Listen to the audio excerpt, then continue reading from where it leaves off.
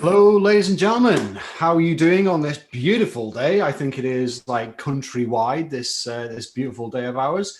I think that, what was I thinking? I'm thinking that we're not actually streaming live. Oh, we are streaming live. There we go. And I'll turn myself off, and that way I won't hear my echo. How are we doing? Good to have you with us, those of you that are with us. Today, well, this week, we are talking about everything year 13. So this is specifically aimed at year 12. So those of you that are new to these lives, on Monday, we talked about how to choose your university and your course. Yesterday, we were talking about work experience and some of the other extra things that you could do maybe to support your application to university, especially considering lockdown.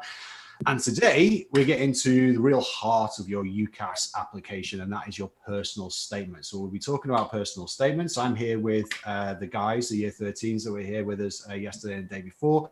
So we're talking about personal statements, and then the second half is going to be focused on those entry exams that you have to do for some courses like UCAT, BMAT, and various other processes that you may have to go through. So the guys here are here to give their advice, and I will show you. There we are. We're all here.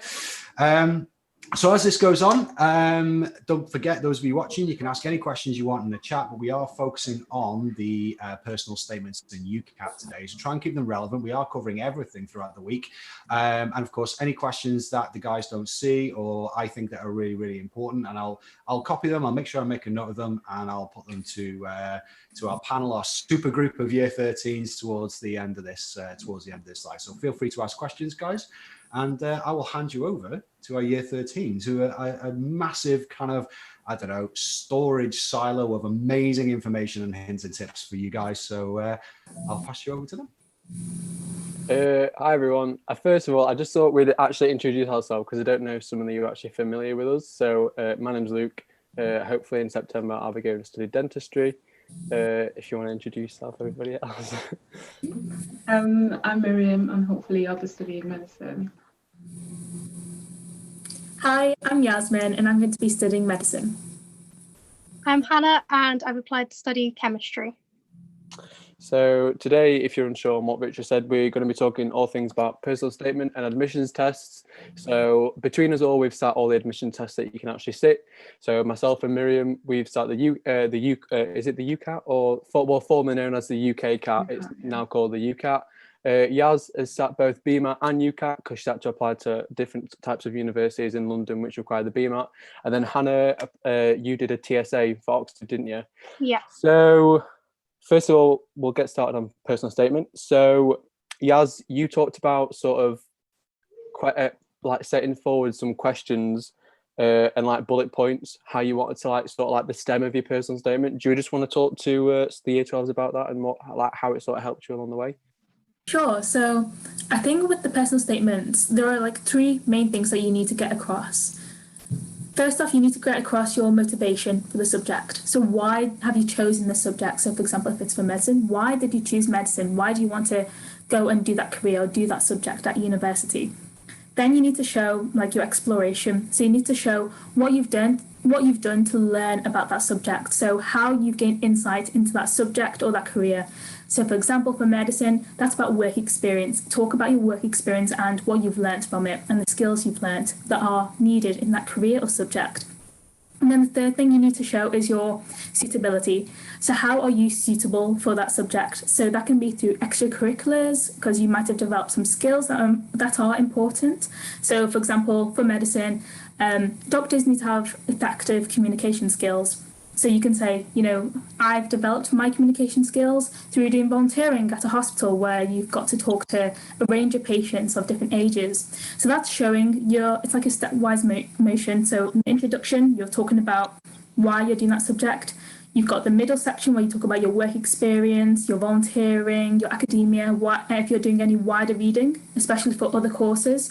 And then you can end it with your extracurriculars, why you're suitable for the subject. And then as a conclusion, you can just say, you know, I believe I'll be best suited to study your course at this university or wherever it is. Have you got anything to add to that, Miriam? Anything like that?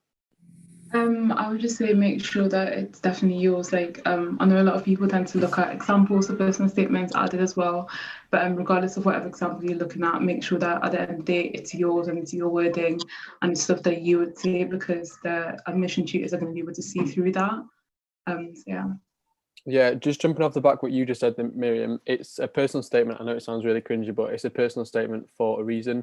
It's personal to you. It's got your motives. Like you said, Yaz, it's why you want to study the subject. You don't want it to be sort of distorted and morphed between everybody else's ideologies and why they think that you want to study it, because ultimately they don't know deep down the root sort of why you want to study it. So for a personal statement, you just need to make sure that it's like true to why you actually want it, because it's your own reason at the end of the day. And I remember like lots of teachers offered to help me out, and it was like sort of, it was nice of them to help, but I think if you get too many people's perspectives or inputs on it, it can sort of ruin it a little bit. So just try and pick, so say for instance like Hannah, so you're doing chemistry, and I know you said you had a bit of problem. Was it your head of year and then your chemistry teacher, were they saying like two separate things or something like that? Yeah. Yes, they had completely different opinions on which bits I should keep and which bits they thought were written well. So it became sort of a situation where I had to think through whose perspective like made sense for each section. So one of them, like the English teacher, who's the UCAS coordinator, obviously knew more about making it a good structure and the sentences, but in terms of the science content of it, I had to make sure I was listening more to the science teachers, even when it wasn't exactly what I wanted to hear. Yeah, I think what you just said there about your science subject, I think there's like a 50-50 split, because you've got to be articulate in a way that they can actually show and see that you like your passions, but at the same time, you don't really have to use like flamboyant words and be extravagant and over the top with it. As long as you're sort of conveying the simple messages where they can see, right, tick, that's why they want to study it, tick, that's their evidence of like what they've sort of gone into, and like extracurriculars and things like that. It's all just part of like a building, like what you said, Miriam and Yaz, it's part of like a building block and building process of like what you said, why you want to study it, your motivations for studying it, extra research around it. They just want to see that it's not something that you've just like scrolled down on the university thinking like, oh, accounting and finance, first one done, that's it. They want to see that you've actually put a bit more thought and efforts into it. For me, my personal statement, it was a bit of a challenge really, because I think it's quite hard starting it off. And then once you start it off, you could like it, and then like we already just said, you can get like 2-3 people's like input into it, and you just think, oh, it's actually not that good anymore, so like delete. So the thing that I just say to you is be careful, but also at the same time, don't be sort of afraid to delete it and start over, because sometimes it can be better than what it actually was, but sometimes worse. So save it as you go along. I think I had something in the end. I think I had about 12 or 13 drafts. So don't be afraid of how many times it actually takes you. Does anybody else want to add anything onto the back of that? Yeah, so one thing to do with the fact that you've had so many drafts. Sorry. I also had a lot of drafts like that, so I made a new document for each draft, which was absolutely essential because I did actually lose one and I couldn't get it back, probably just because I don't know how to use computers very well, but I didn't get that one back, but it was completely fine because I had my old draft still, so I could just remember sort of what I'd changed from like draft 10 and then make draft 11 again. And another thing that I found really hard with writing my personal statement was to actually like make it about myself. I sort of just wanted to list my activities that I'd done because it's so awkward writing like a small essay about yourself. It's not something that we're really used to doing. And suddenly you're there and you're having to show yourself off, but that's the point of it. So I found that really hard to go from sort of explaining the science of things, which isn't necessary because it's scientists reading it, going from that to talking more about how I engaged with it.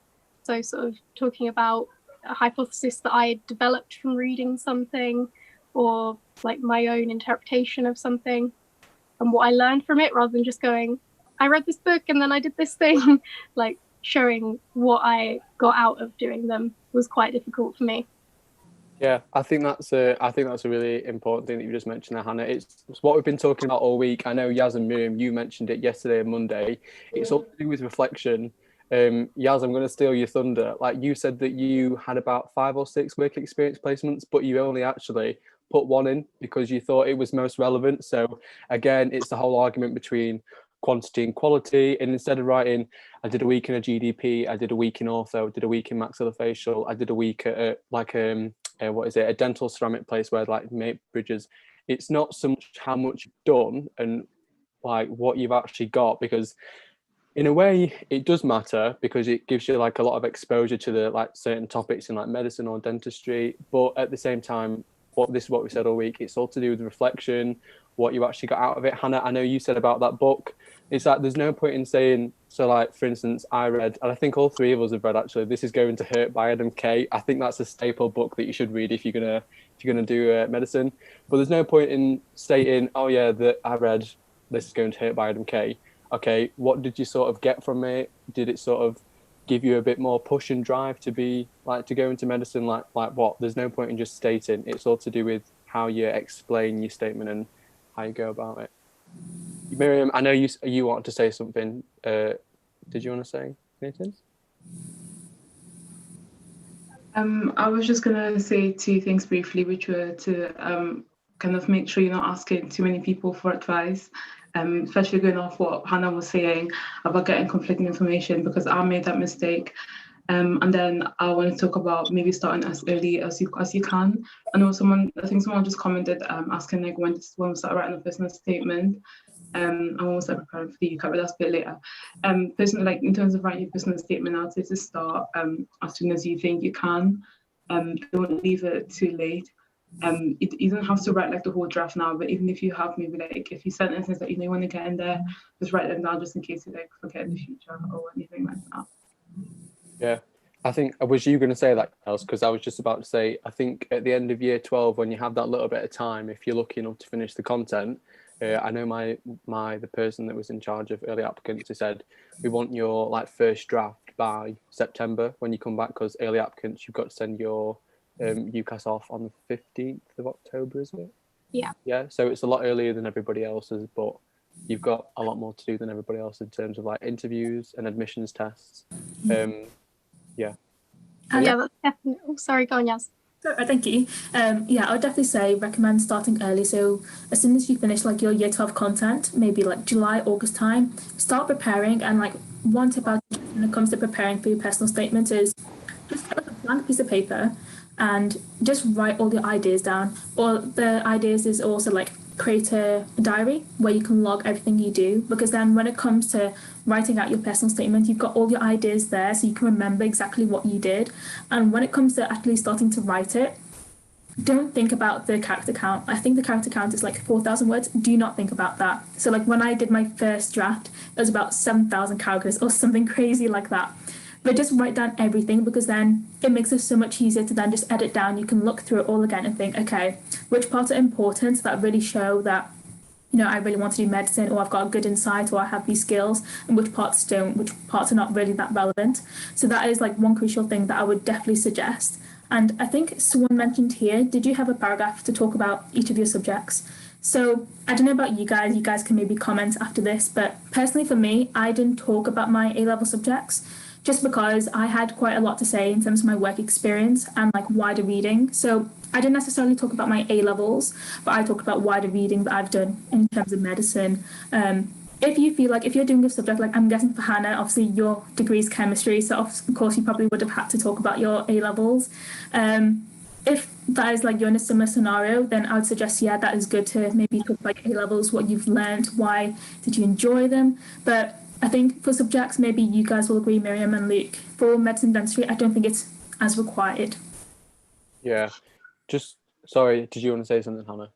Yeah, I was going to say, I actually didn't mention the subjects that I do at all, because I thought they'll get that within my application, and they're kind of, I do obvious ones to go with chemistry. I do maths and I do biology, so they make sense to do. They don't really need any explaining as to like what they bring with them and why that makes me a better candidate. And because like you said, the character count is so small compared to what you end up writing in that first draft, when it's like 2 pages long. then I didn't bother mentioning my subjects because I didn't feel like it really showed anything about me.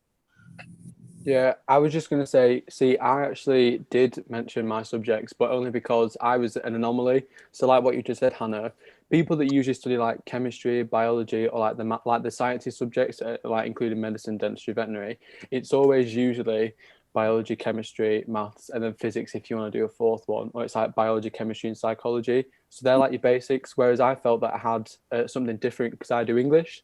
So, I mean, it's sort of like at English GCSE, how you'd like say a quote and like say stuff about it that doesn't really mean it. That's what you can sort of say about your A levels. So I talked about English language, giving me skills to like communicate whilst doing sort of like investigations on language and spoken acquisition and things like that. And it like no shade, but like it doesn't really, but it's just something that I thought you could like add something extra because I knew as a candidate, like there was two other people doing dentistry in my year and they didn't do English, they both did maths. And I think usually, especially for medics and dentists as well, English isn't really a popular one.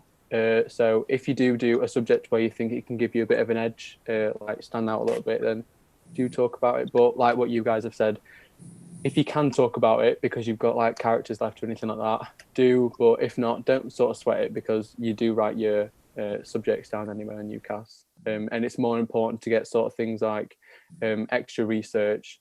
Like I did a study on 2015. It was to do with like DMFT.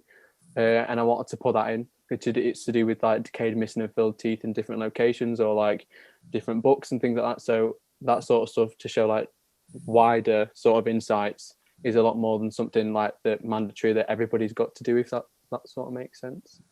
Have I made sense there?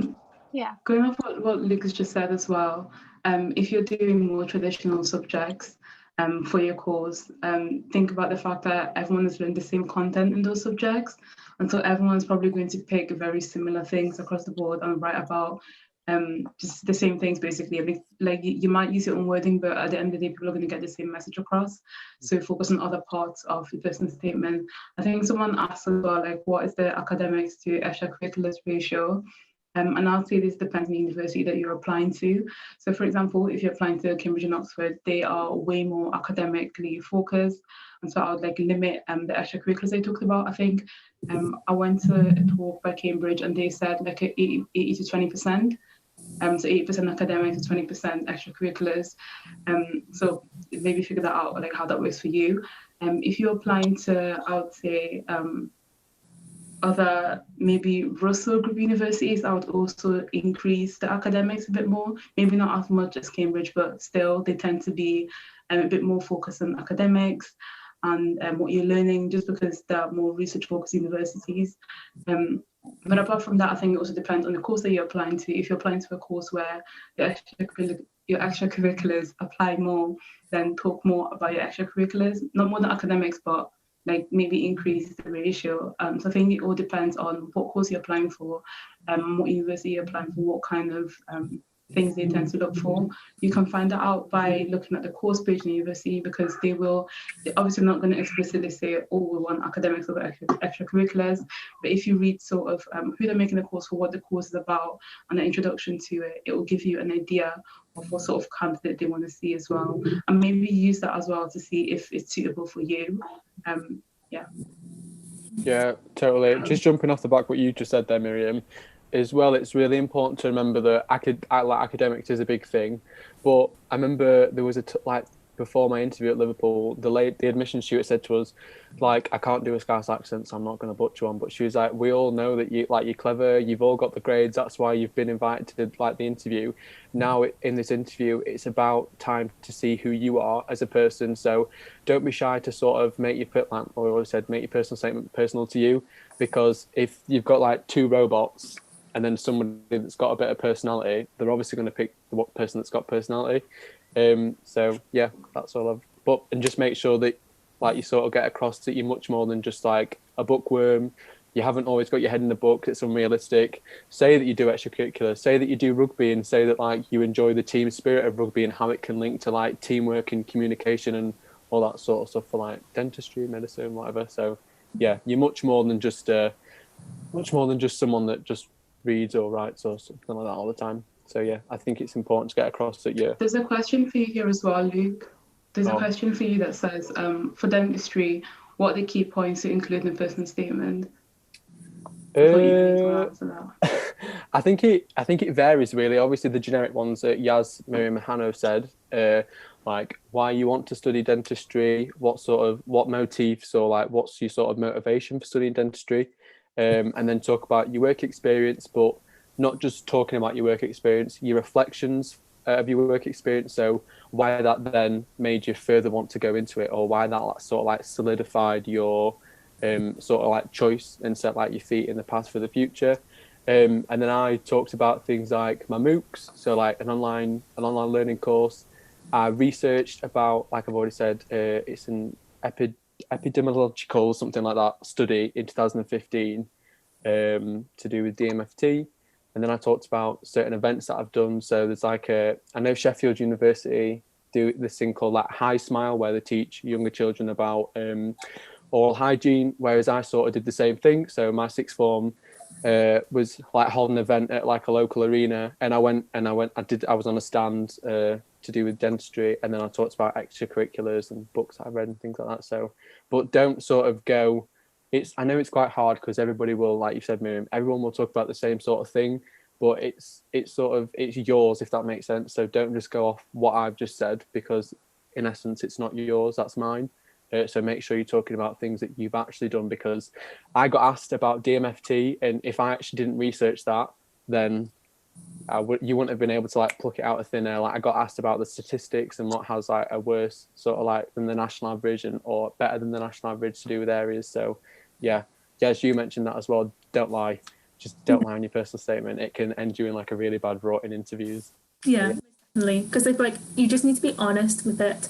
Don't lie. Whatever you put on that personal statement, you're most likely going to get questioned on it, especially if you have interviews.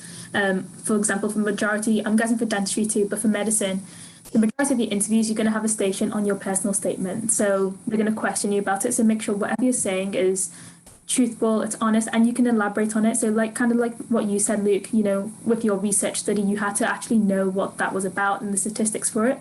If you're going to mention things like your work experience, if you're doing any wider reading, you need to really know a lot more about it so you can elaborate on it in your interviews if you have them. Yeah, no, I agree. Yeah, just don't lie, because like we said in a story earlier on, someone lied about a book that they wrote, and the person that was actually interviewing them was the author, and they didn't read it. So yeah, ended them in a bad sort of situation. Rich, is there any more questions on the chat that we need to answer about personal statements or anything like that? Yeah, there's just a couple of little things to touch upon. One was, I think a couple of people asked this, but when did you guys actually start writing your personal statement, and when did you feel you'd finished it? So we'll take a straw poll on that. So when did we start then? Hannah, do you want to go? When did you start yours? You're going to tell me like when you were in year 11. So that's what my teachers were expecting as well. But because of me being a bit of a perfectionist, I stressed so much about the idea that I was writing a draft, so it wasn't going to be perfect, that I would write a sentence and then delete the sentence. So I did this all over the summer, and I got about a week into school and I could no longer sort of not answer my form tutor when she asked, "I'm sure you've nearly finished your personal statement, how's it going?" I had to answer and tell her I don't have one yet, like I hadn't started. So I started mine about the 7th, 10th of September kind of time, and sent it off on the 30th. Well, I mean, sometimes though, I mean, apologies for me not showing my face, but it's just you guys are prettier than me. I think it really depends. I think, there's no harm thinking about it over the summer. You're going to go through so many iterations. I'm sure you guys will agree. Like there's so many trees lost their lives like in the pursuit of writing so many different personal statements, assuming you're doing it on paper, of course. I think it's important to get some feedback and some input, but we talked about this previously, didn't we? But not too much. What do you think the dangers are? Because you could go to every single teacher and your parents or your uncle that might work in the industry, and you're going to get so many different bits of input. So do you think that's dangerous? Do you think there's a problem with that? I think to an extent you've got to be careful. Like I think it's important to go to some people because you can get different perspectives and you can take that on board. And, some people may be experts in terms of like personal statement writing. So, for example, in my college, we had a biology tutor, but she had been looking at medicine personal statements for a long time. So she knew what she was talking about. But you need to be careful to other people, just like a random biology tutor or chemistry tutor, whoever it is. They may not have as much experience, so they may be just talking on a, personally, like their perspective. I think you just need to kind of consider everyone's perspectives and then judge who you think was, whose perspective would be the best fit for your personal statement, and then, make your own decision. But I think it's good sometimes just to get other people's opinions, because obviously as well, it's proofreading as well. Like sometimes when you're proofreading, you don't notice some mistakes or some grammar errors. So getting someone else to read it, they can pick up on those mistakes as well. So it's a good thing and a bad thing. You've got to find that balance. Yeah, that's great. I think, it's all good advice. I don't think there's any other questions specifically about personal statements that we can touch on, but I think, what you said there is, is really, really important in terms of like, the content of it, how to weight the different, the content, whether it's extracurricular or academic. Yeah, that's all amazing. And I think the most important thing, and I think you guys touched on it already, I'm just typing something to Zane. I don't know if you can see the comment from Zane there. Could the panelists answer as to how they came across, how they got across, I think you mean, what you wanted to do and why. And I'm just typing that that's the one thing that's personal to you. That's the one thing nobody can advise you on, is what you want to do and why you want to do it. You're not going to find that on a website or in a forum or on a YouTube video. That's got to come from your heart, hasn't it? And I think that's what makes the soul of your personal statement, isn't it? It's got to come from you, and I think that's the most important part. I'd just say, sorry. I'd just say, Rich, sorry, Hannah. I'd just say, Rich, jump on the back of that. Zane, I can see you commenting. I think it's really dangerous to fall into things like that, because like that's why I was a bit reluctant to sort of share my personal statement, because I had quite a few like DMs about people asking me, can I see your personal statement for inspiration? And I remember being like, in the nicest possible way, no, because I don't want you to copy it, because there's things like plagiarism checkers, and at the end of the day, it's all personal reasons to you. So I'll help anybody. I'll like, honestly, if you text me on Instagram or anything like that, I will help absolutely anybody try and like finesse their personal statement, because like I'd much rather help them than do it for them. Because like even in interviews, when you get asked your questions, people just want well, they got an interview, they got an offer, they're in now. What did they say? And I'm going to say it, because interviewers, they can just see it from miles off that it's just fake. And it all comes down to your personal statement as well. You can use the same reasons in your personal statement why you want to study dentistry, what got you into it, in your interview. So I'd say it all starts off with your personal statement, really. So just make sure it's personal reasons to you and nobody else's, because they can tell. They really can tell. I do have one more question. Sorry, guys. I think we'll, because we do need to talk about the entrance tests and stuff like that. But an important one, I think.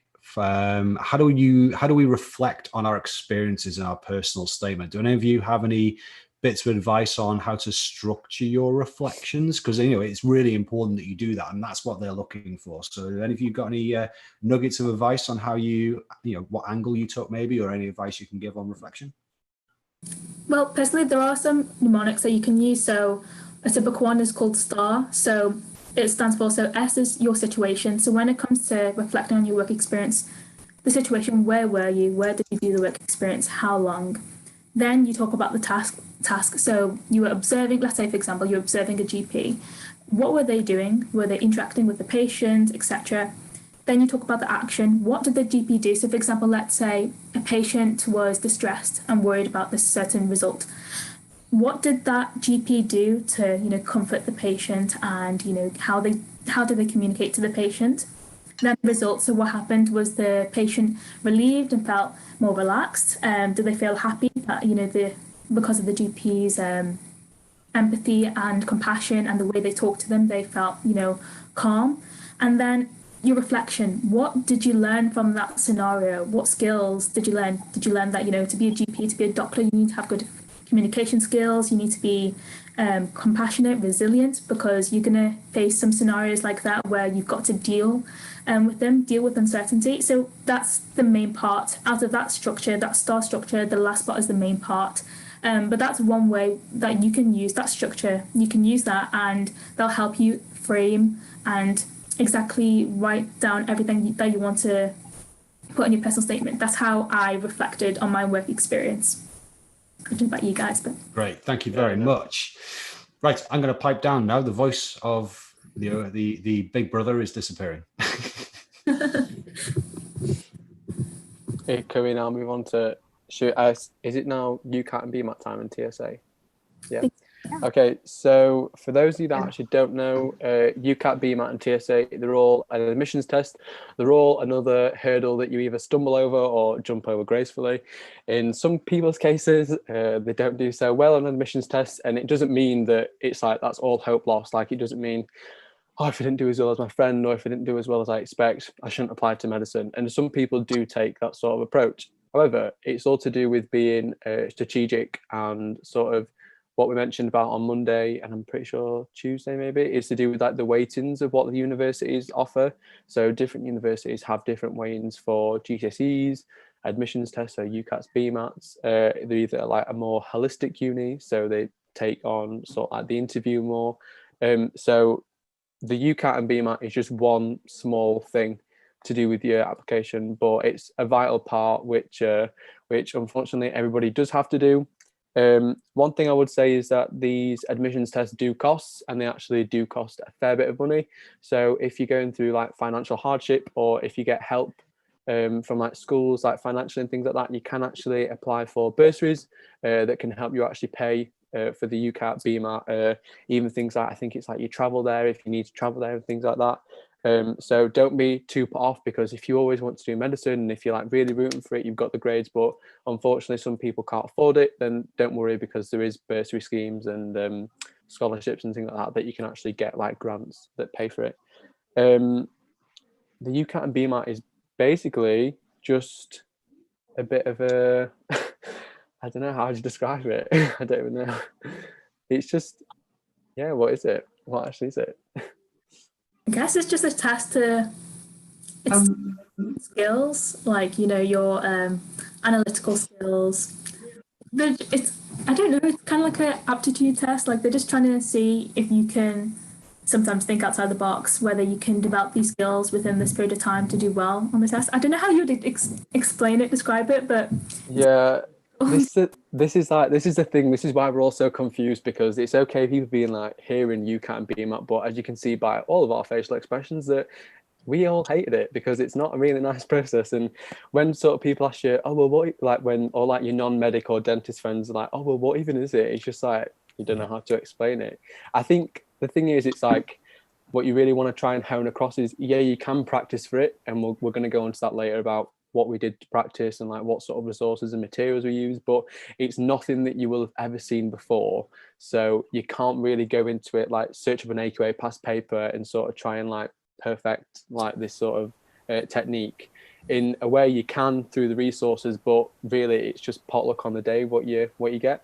It's split into sections. It's verbal reasoning, quantitative reasoning, abstract reasoning, situational judgment, and then decision making as well. Decision making, yeah, that's the one that I was never good at. That's why I forgot it. Yeah. Do you want to, Yaz? I know you've had like a good insight into admission tests because you've been able to do both the UCAT and the BMAT. Do you just want to explain the differences between them for people that are going to have to do the same thing what you did? Yeah, sure. So for the majority of medical schools, and I think all dental schools, you do the UCAT, and then there's some medical schools that do the BMAT, such as Oxford, Cambridge, Imperial, mainly the London ones.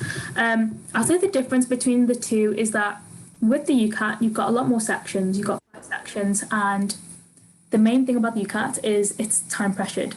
You are going against the clock, and with the UCAT, you need to get yourself into that style, into that framework that, you know, you can't take your time with these questions. You need to look at a question, try to filter out the unimportant bits and the important bits of information, make educated guesses by eliminating the answers that are, you know that are wrong, and then move on. If you don't get the answer within, a couple of seconds, like after 30 seconds, flag the question, and because every single question is worth one. And the problem is, you may have the easy questions at the end. They may give you all the hard questions at the beginning. So there's no point taking your time trying to get every single question right.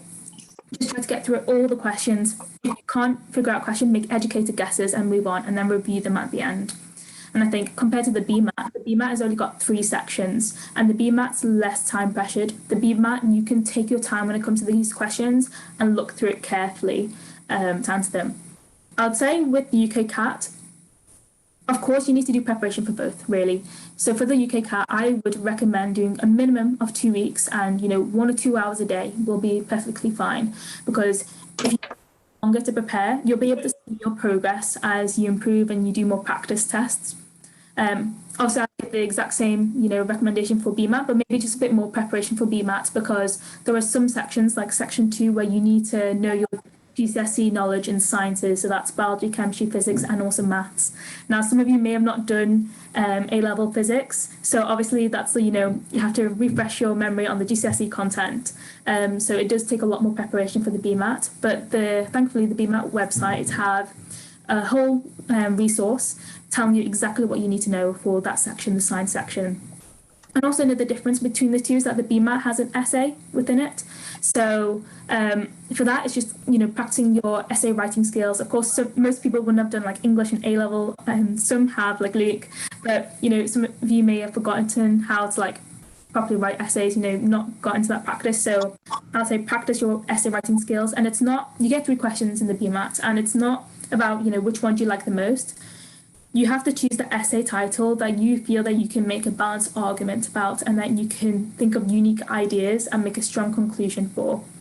I'd say when it comes to preparation for both the UCAT and the BMAT, there are many resources you can get for free. So, both sites, the UCAT website and the BMAT website, have their own practice papers and question bank that you can use. You've also got Medbuy. That's obviously a paid resource, so if you can't afford it, you don't need to get it. But if you can afford it, Medify is a really good resource. You've got YouTube videos, so some YouTubers have done specific videos on the UCAT, the different sections, and on the BMAT. And there are many other resources as well, so some study grammars, put up their notes that you can use. So I would say that's the general kind of advice I'd give for those sections. When it comes to the UCAT, I think obviously because there are going to be changes this year, obviously you're going to be doing at home, the majority of you. So in terms of specific advice for this year, for those students who are going to be doing the UCAT this year, when you're practicing, try to prepare as if it's the real exam. So get your setup ready, your laptop or whatever, your keyboard ready, get your whiteboard ready. So when you're practicing, it's as if you're practicing as if it's the real exam, because then you get in the mood for it. So then when it comes to the actual day, you feel a lot more calm and relaxed. So yeah, I think for the UCAT, the timings they're going to do is probably maybe July, August time. That's when they're going to start it. For the BMAT, it's usually 2 dates you get. This year they've changed it, so you get one in September, so the opportunity to do the BMAT in September, or you can do it in November. Now, this can be quite a struggle because some universities don't want you doing the earlier BMAT. They want you to do the later BMAT in November, such as Oxford. They only allow you to do the later BMAT. So that means then you're getting your BMAT result after you apply to that university. So, you could be wasting your chances if you've applied for Oxford, for example, and then you do the BMAT after and you get a really low score, you've wasted your chance for that university. So you really need to think about it when it comes to applying to BMAT. I think one tip I would suggest, if you've done the UCAT and you did really well on it, you got a good score, try to apply strategically, maybe just apply for all the UCAT universities. I would say only do the BMAT if you are really adamant that you want to go to a specific university. So for example, I was really adamant that I wanted to go to 2 universities that were doing BMAT, so I had to do both. Or if you did poorly on the UCAT and you feel like maybe if you try the BMAT you'll it's like an extra go, you may do better on it, then I'd suggest do the BMAT. But personally for me, I would say I liked both exams. It sounds weird because they're quite different in their own ways, but I'd say I preferred the UCAT compared to the BMAT. Personally. See, I hated UCAT, so I can't really say. I just absolutely despised it. I think I know me and Miriam, we came to the agreement because I think on Medify, well, I think I paid for like 6 weeks of Medify. So I did like 6 weeks and just doing it little and often, like as you just said, like an hour or two a night. I think that's because it's all to do with like brain training. And I remember like on Medify I was doing really well. Like it was like band ones, like gradually got up to band ones, and then I remember getting like 650 to 700, and I was like, oh yeah, I'm gonna do so well. And I didn't get 650 to 700. I got bang on 600, and I got a band 2 SJT. So luckily enough, that was okay for me to still apply to like my universities. But Yaz, what you've just said, it's all to do with being strategic with your UCAT score. So like I said earlier, if just because if you get a lower UCAT score than what you expect, or like what you think your universities want, it still doesn't mean that you can't do medicine or dentistry. Just apply a bit more strategically in terms of what the universities, if they like look at it, well, if they don't look at the UCAT more and they focus more holistically, like on an interview or GCSEs or things like that. So it's not the end of the road if you don't do well, but I just think it is an important process, and it is something that you can obviously like work hard for and train for, but at the end of the day it's nothing like you would have really seen. So don't be too disheartened if you don't do too well, or if you do a bit worse than you expect, because I know on my actual, I think my worst was abstract reasoning, and on the actual thing that was the best, that was like my best what I got in my test. So it's really strange. So I'd probably say it's probably in between Medify and the actual UCAT resources. But I think the UCAT resources are quite good to sort of make you think that you're going to do a bit worse than what you actually do. And then when you come out on top, you're like, oh, I did a bit better. So that's what I did personally. But yeah, I'd just say try and do it before you go back in September, because then you've got all your focus on your A-levels, your personal statement if it's not done by then. And then also you can sort of pick strategically about like what universities you want to apply to. So definitely do it before, if you can, definitely do it before you go back to year 13. It helps a lot. I'd also just say, the comment. Going off what you just said there, there's a comparison tool on the Medic portal that talks about different importance, like the different importance of different universities put in each of these aspects of the application. I think as well we should go to Hannah, because she hasn't talked about the TSA yet, and we're kind of coming to an end. So Hannah, do you want to talk about the TSA, kind of all about it, how you prepared, how it's structured and stuff?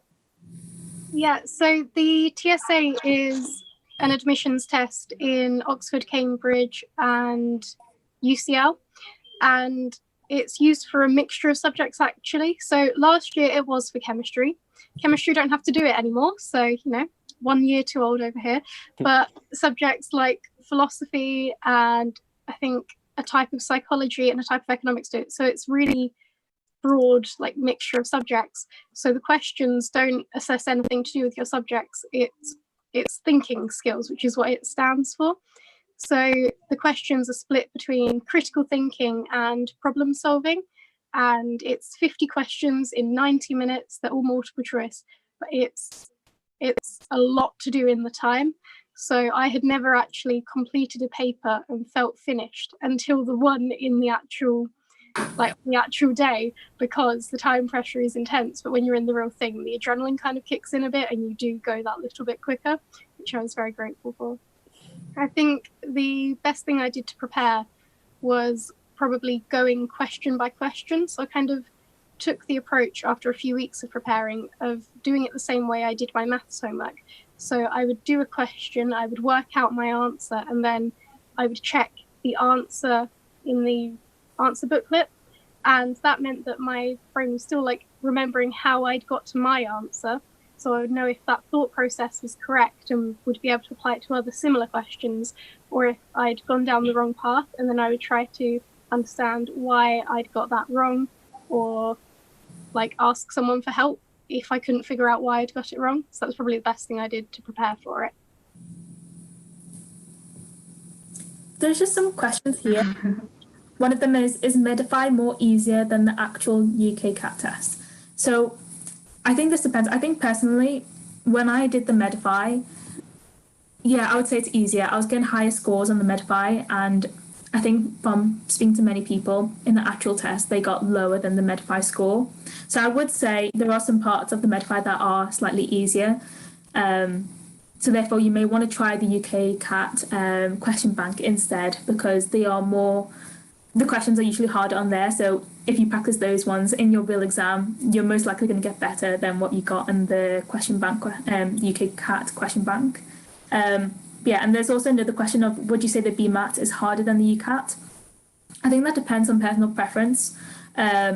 Me personally, I found the BMAT a lot harder. Well, not a lot. It was slightly harder, I would say, just because there's more preparation into it, and there's essay writing, and there's a lot more skills that you've got to do for the BMAT compared to the UCAT. But it does depend on personal preference and how long people prepare for them both.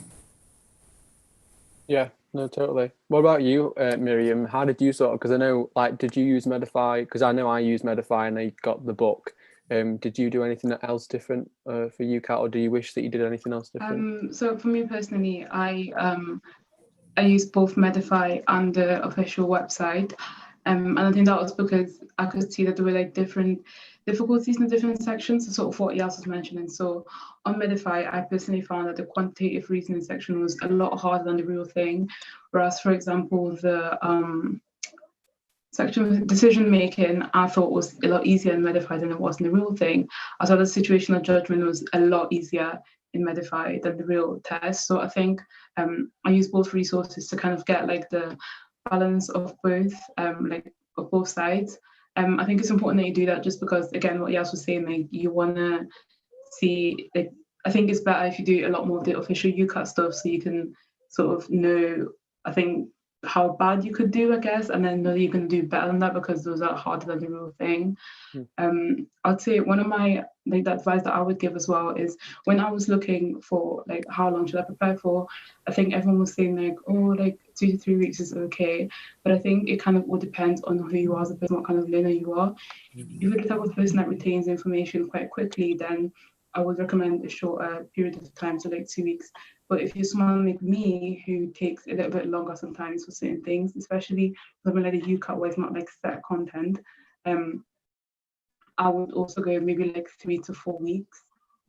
It's long for some people, but I know that it works for others. So like, don't feel pressured to only prepare like 2 weeks before because a lot of people are saying that. I think just do what works for you, basically. Yeah, no, defo. One thing that I just would want to say as well is that it's okay saying that you started like 6 weeks in advance, but only doing like, I don't know, like one sort of practice like each day, if that makes sense. It's not so much how many weeks you started in before, it's all to do with how many questions you do that day, and not also just how many questions that you do, but also learning from the questions. So like Medify goes through and tells you what they're sort of looking for and like certain like patterns that you can like see and things like that. So there's no point saying, oh yeah, like I bought Medify 6 weeks ago, I started it 6 weeks earlier than all you guys. When really you haven't. You like left it 2 weeks, and then like on your like 4th or 3rd week into it, then you start doing bits of it. And yeah, like what you just said, Miriam, don't feel pressured into sort of only having to stick by 2 or 3 weeks, but at the same time, if you're going to do it for a bit longer, make sure you just do it little and often, and don't cram it all in like the last two weeks. I would just like say on top of that, yeah, I definitely agree with that. Don't feel pressured to like, take a long time, like 6 weeks. Like personally for me, I took a week because I was very busy at the time. So for me, obviously it was like a cramming scenario, but I think sometimes if you do take longer, you can see your progress. So when you cram, sometimes you can't see the progress. It's a bit up and down. You don't know where your scores are.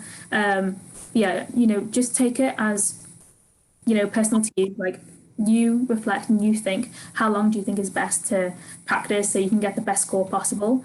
And I guess you guys are much luckier this year because obviously you haven't got as much commitments, I guess, especially with this pandemic. So you've got a bit longer time, I guess, to, prepare and, do as much practice as you can. But don't feel pressured to do, 6 weeks, 8 weeks, just because someone else, your friend, is doing that. Take as long as you need.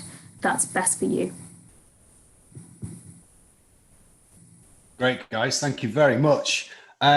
Just a couple of questions that have come in just at the last gasp breath here.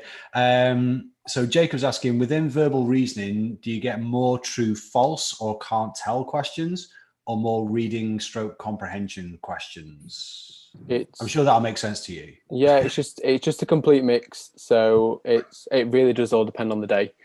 Nobody's UCAT's really the same. I don't think anyway. So yeah, it completely depends on the day. Yeah. Okie dokie. Right. Well, thank you very much for that, guys. Just a couple of viewpoints from a couple of viewpoints from me, really, listening to what you guys have said, and just from my own kind of personal experience, from a teacher lecturer point of view. These two things, these massive things. Okay, everyone's got to do a personal statement. A lot of people have got to do these admissions tests as well. And I think managing your time is going to be key to all this, because all this advice is absolutely diamond, but obviously you've got to find the time to actually do that, as well as year 12's obviously in a very difficult situation at the moment, probably feel like they're behind with their work and so on and so forth.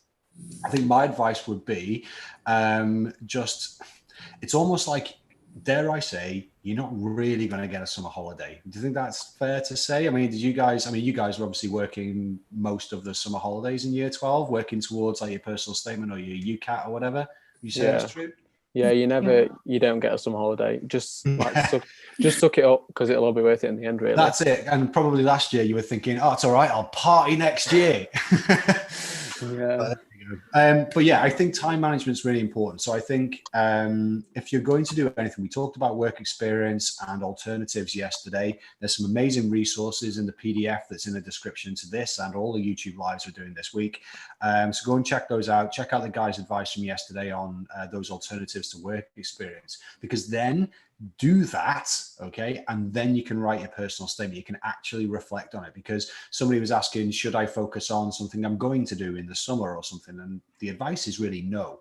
You should really just talk about things in your personal statement that you have done.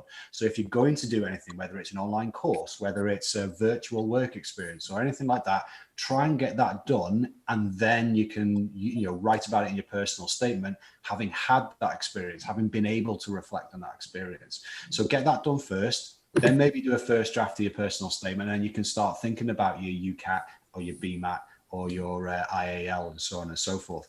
Oh, sorry, not the IAL. What's IAL? That's International A-Level. TSA? TSA. So many acronyms. CBA. So yeah, I think time management over the summer is going to be of paramount importance to you guys in year 12. Now, of course, if you're feeling like you're struggling to catch up or make sure you've boxed off all like year 12 content, you can do a free trial on TT. I thought I'd get that in there. And you could do that in a week. There's no reason why you can't do that in a week using the TT resources, because they're so concise. But then I think manage your time wisely over the summer. Yes, everyone deserves a bit of time off, but don't put yourselves under pressure. I think all of you have kind of used that phrase or something like that over the last 45 minutes. So yeah, absolutely amazing advice here, guys. I think before we kind of sign off on this one, I'll just like to say that tomorrow, Luke, what are we doing tomorrow, boss? Interview prep. Interview prep, yeah. So again, that's not something everyone's going to have to do, but equally you need to be prepared for it. And it's all about doing the research for the unis that you want to apply to. Know whether they want, the BMAT or the UCAT or the TSA or the, or the interview, or what types of interviews they do. So we'll be talking about all that sort of stuff tomorrow. Again, these guys are so worldly wise for year 13s. There's nothing they haven't tackled between them. So I'm really looking forward to that one tomorrow. And then, of course, in terms of time management, we're talking about that more on Friday, our year 13 roadmap, how to deal with juggling all your A-levels and your personal statements and your applications and so on and so forth. So we'll see you guys then.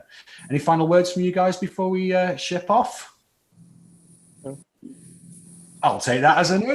All right. Well, thank you so much again today, guys. Absolutely amazing advice. And those of you that are watching, make sure you spread the love and let your mates know what these lives are all about, because this advice is for everybody. So we will see you tomorrow at 4 p.m. where we'll be talking about interviews. All right. Cheers, guys. See you later. Bye.